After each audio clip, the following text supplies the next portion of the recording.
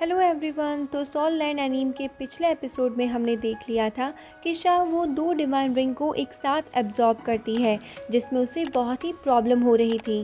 तांग शेंग को उसका दर्द भी बर्दाश्त नहीं होता और वो उसकी हेल्प करने के लिए उसके पास पहुंच जाता है। लेकिन दोस्तों, शाह वो उसे मना कर देती है और अपनी पूरी ताकत का यूज़ करके दोनों डिवाइन रिंग को एब्जॉर्ब कर लेती है। आखिर में सब अपना टाइटल हासिल कर लेते हैं और सभी को तांग शेंग के अचीवमेंट्स के बारे में भी पता चल जाता है। अब दोस्तों, आज की स्टोरी लाइन है इसके आगे। तो दोस्तों, एपिसोड नंबर 262 की शुरुआत में हम देखते हैं कि सभी तरफ आग लगी होती है। सभी काफ़ी डरे होते हैं। एक बच्चा अपने ग्रैंडपा से पूछता है, ग्रैंडपा, वो बुरा इंसान क्या यहाँ से चला गया? तो उसके ग्रैंडपा उससे कहते हैं, डरो नहीं बेटा, अब तांग शेंग हमारे विलेज का नोबल स्पिरिट मास्टर है, जो कि अब स्पिरिट वर्ल्ड का मास्टर भी बन चुका है। इविल गार्डियन स्पिरिट एम्पायर जो तांग वाओ पर अटैक करना चाहता था, अब वो दोबारा यहाँ आने की हिम्मत भी नहीं कर पाएगा। बच्चे को अपने डैड की याद आ रही होती है, इसलिए वो अपने डैड के बारे में पूछता है कि वो घर वापस कब आएंगे। ग्रैंडपा बताते हैं कि डैड क्रिमिनल से फाइट करने के लिए जेलिंग गेट गए हैं। क्रिमिनल्स को ख़त्म करने के बाद हम खुद विलेज गेट पे डैड को लेने जाएंगे। बच्चा बहुत डरा हुआ होता है और अपने ग्रैंडपा से पूछता है कि क्या सब कुछ ऐसे ही रहेगा? मैं क्या कभी भी वापस नहीं देख पाऊंगा? ग्रैंडपा कहते हैं, तांग शेंग के आने के बाद सब कुछ ठीक हो जाएगा और तुम फिर से सब कुछ देख पाओगे। दोस्तों, ग्रैंडपा को भरोसा होता है कि तियानदाओ एम्पायर गार्डियन स्पिरिट एम्पायर को हरा सकता है। इसके बाद हम बैटलफील्ड को देखते हैं, जहां तांग शेंग की टीम आगे बढ़ रही होती है और बहुत से सैनिक बैटलफील्ड में लड़ाई के लिए इकट्ठा होते हैं। तांग शेंग को एक सुनसान जगह पर दिखाया जाता है। तांग शेंग उस जगह को अच्छी तरह से देखते हुए आगे बढ़ता है। वहाँ बहुत से मिरर टूटे होते हैं और हवा में उड़ रहे होते हैं। कुछ देर में वो मिरर तांग शेंग के चारों ओर इकट्ठे हो जाते हैं। तांग शेंग उन मिरर में शाओ वू को खुद के साथ देखता है, लेकिन उसका ये ख्वाब ज़्यादा देर तक नहीं रहता। उसे मिरर में एक आदमी दिखाई देता है। वो उससे कहता है, क्या तुम शाओ वू के बारे में सोच रहे हो? लेकिन हाँ, अगर तुमने विलेज के लोगों का साथ दिया तो तुम उन सभी लोगों को खो दोगे जो तुम्हारे सबसे ज़्यादा करीब है। अब ये तुम्हें डिसाइड करना है कि तुम किन के साथ रहना चाहते हो। इतना सब होने के बाद वो मिरर वापस अलग अलग हो जाते हैं और एश्योर गॉड फॉर्म में आ जाता है। उसे देखकर तांग शेंग उसे पहचान जाता है। अशोर गॉड उसे डराने की कोशिश करता है और मिरर्स को चकनाचूर कर देता है। उसकी ये सारी बातें सुनकर तांग शेंग डर जाता है और उसकी आंखें खुल जाती है और दिखता है कि शाह वो उसके गोद में सिर रखकर सो रही है और उसके सामने सुरा गॉड की तलवार होती है। तभी वहाँ पर एक लड़का आता है और उससे पूछता है कि इस बार तुमने सपने में क्या देखा? तांग शेंग कुछ नहीं कह पाता। अगले सीन में हम एक बहुत बड़ी सी जगह देखते हैं जो पूरी तरह से सुनसान होती है। दरअसल दोस्तों, ये जगह किसी का महल होता है। वहीं एक लड़की को दिखाया जाता है जो महल के ऊपर खड़ी होती है और कहती है, आखिरकार अंत आ ही गया है। अगले सीन में हम देखते हैं एक महल को, जहां मोटू, ऑस्कर और रोंग रोंग एक दूसरे से अपने टाइटल के बारे में बात कर रहे होते हैं।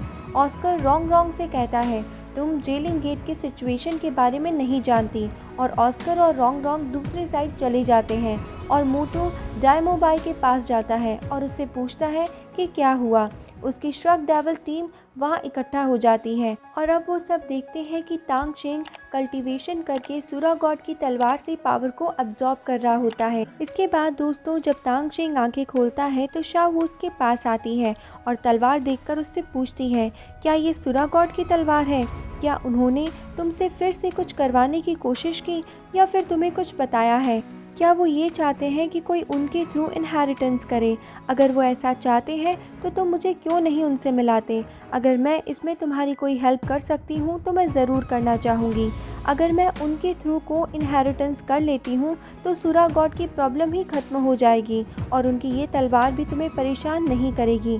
पहले तो तांग शेंग इसके लिए राज़ी नहीं होता और शाह वू को मना कर देता है और शाह वू को समझाता है कि सुरा गॉड की पावर इनहेरिटेंस करना बहुत ही खतरनाक है। ये कोई आम बात नहीं है, लेकिन बहुत पावरफुल और बेनिफिशियल भी है। ये सी गॉड के इनहेरिटेंस से भी ज़्यादा पावरफुल होता है। साथ ही ये बहुत खतरनाक भी है। तांग शिंग अपनी बात कह ही रहा होता है, तब चाओ वो सुरा गॉड की तलवार को इनहेरिटेंस करने लगती है। तांग शिंग उसे देखता है। इसके बाद हम देखते हैं कि बाकी सब लोग भी उसको ऐसा करते देखकर हैरान रह जाते हैं। शाह वो तलवार उठाती है और उसे देखते हुए कहती है, अगर मैंने इसे इनहेरिटेंस कर लिया तो मेरी पावर्स इंक्रीज हो जाएगी और इसके बाद मैं भी बहुत पावरफुल हो जाऊंगी और मैं ज़्यादा वक्त तक तुम्हारे साथ रह पाऊंगी। और यही सब कहते हुए और सोचते हुए शाह वो तलवार की पावर इनहेरिटेंस करने लगती है।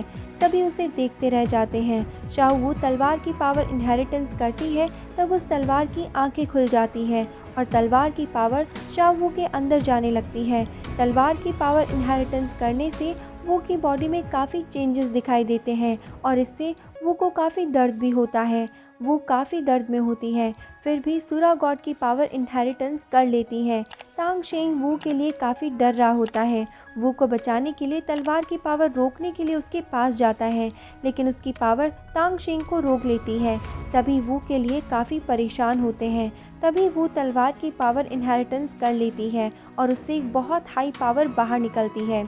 वो पावर इनहेरिटेंस करके जब नीचे आती है तो तांग शिंग भागते हुए उसे संभालने के लिए उसके पास जाता है और उससे पूछता है कि वो कैसी है। वो कुछ नहीं कहती और अपना सिर झुकाकर खड़ी रहती है और अचानक से ही तांग शिंग के गले पर हाथ रखती है, जैसे उस पर किसी और का वश हो। ये देखकर सभी बहुत डर जाते हैं, लेकिन वो मुँह बनाते हुए तांग शिंग को चिढ़ाने लगती है कि वो डर गया है और वो तांग शिंग के पास से उछलते हुए बाकी लोगों के पास चली जाती है। सभी उसकी इस बर्ताव पर हंसने लगते हैं और सभी उसे उसका हालचाल पूछने लगते हैं, लेकिन तांग शिंग वू के लिए परेशान होता है और सोचता है कि अगर सुरा गॉड डीमन पूरी तरह से वू के अंदर नहीं गई तो इसका और क्या मतलब हो सकता है, हमसे सुरा गॉड क्या चाहती है। ये सोचते हुए तांग शिंग को ख्याल आने लगते हैं कि वो क्वीन रेक्सियन ऑरा को फील कर पा रहा है, इसलिए वो अपनी बाकी साथियों को तुरंत बैटलफील्ड में जाने के लिए कहता है और इसके बाद वो सभी से कहता है कि मैं क्वीन रेंचू से फाइट करके तुरंत तुम सभी के पास आ जाऊंगा। अब हम देखते हैं कि सभी उसकी बात मानकर बैटलफील्ड की ओर निकल जाते हैं और उसे उसका ख्याल रखने के लिए कहते हैं और जल्दी वहां से आने के लिए कहते हैं। वू को तांग शिंग की बहुत चिंता होती है, लेकिन वो कुछ नहीं कर सकती थी, इसीलिए उसकी बात मानकर उन सभी के साथ वो भी बैटलफील्ड में चली जाती है। इसके बाद दोस्तों हम देखते हैं कि समुद्र में लहरें काफ़ी उफान मार रही होती हैं। बहुत से सी ड्रैगन समुद्र से बाहर आ जाते हैं और उनके साथ तांग शिंग भी होता है। वो अपने सी ड्रैगन के साथ क्वीन रेंचू के पास जा रहा होता है। तांग शिंग समुद्र से बाहर निकलता है और उसके सी ड्रैगोना आसमान से होते हुए उसे क्वीन रेंचू की तरफ ले जाते हैं। इसके बाद हम देखते हैं कि तांग शिंग क्वीन रेंचू के पास पहुंच जाता है। क्वीन रेंचू अपनी टेरिटरी में एक बड़े से पुतले के ऊपर बैठी होती है। वो उसे देखकर उसके पास आती है और उससे कहती है, मैं यहाँ तुम्हारा वेट कर रही थी, आखिरकार तुम सी गॉड बन ही गए, लेकिन क्या तुम्हारे पास इतनी नॉलेज है कि तुम मुझसे फाइट कर सको। दोनों आमने सामने होते हैं और ये सीन देखो दोस्तों कितना ज़बरदस्त लगता है। और तभी सीन चेंज भी हो जाता है और बैटल ग्राउंड को दिखाया जाता है, जहाँ बहुत से लोग मरे होते हैं, उनकी बॉडी वहाँ पर पड़ी होती है। ये देखने में काफ़ी ख़राब सा लगता है और ये बहुत ही भयानक भी लगता है।